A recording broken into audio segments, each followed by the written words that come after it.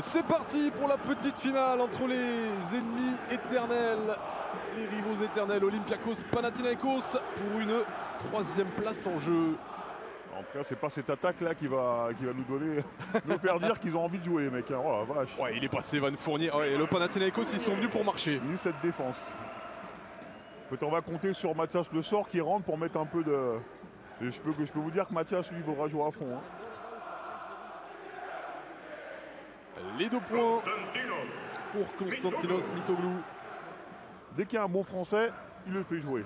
Il sait que c'est important d'avoir une base nationale forte. Hein. Si vous regardez les équipes du Final Four, à part l'Olympiakos, ça me fait marrer, c'est Monaco qui joue avec le plus de joueurs locaux. Laisse-le se reposer, le pauvre. Omer Yurtseven, oh, un petit peu de spectacle. Ouais. Non, ça... Alexandros Samodurov, jeune joueur du Panathinaikos. Vildosa, longue distance, réponse immédiate. Ah non, c'est Peters. Avec Peters. Bravo. Non, mais j'ai réclamé des jeux de mots, je peux pas me plaindre maintenant. Hein. Désolé. Osman avec le sort qui ne marque pas, contré par Moses Wright. Ballon récupéré. Et on va pouvoir aller dunker, Mathias Le Sort. Voilà. Tranquille. D'accord, lui il peut jouer n'importe où. Hein.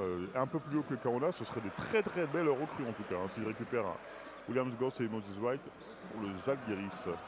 Osman à 3 points, lui avait réussi sa demi-finale et il rentre de la bonne manière dans sa petite finale. Après une belle action collective.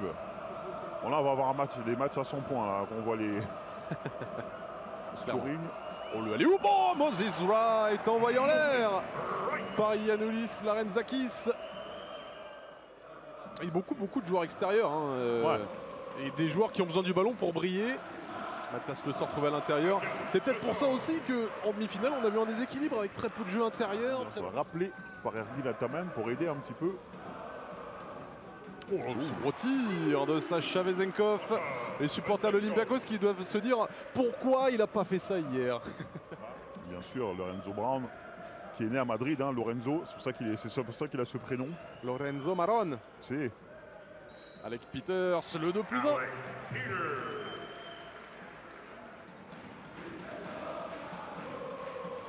Jenny Osman qui a pris de vitesse. Alec Peters sur le curl. Et pendant plus d'une heure, on vous donnera toutes les clés de la finale à suivre entre Monaco et le Fener. D'abord la fin de la petite finale, Sacha Vezenkov à 3 points. Pour conclure, le sort.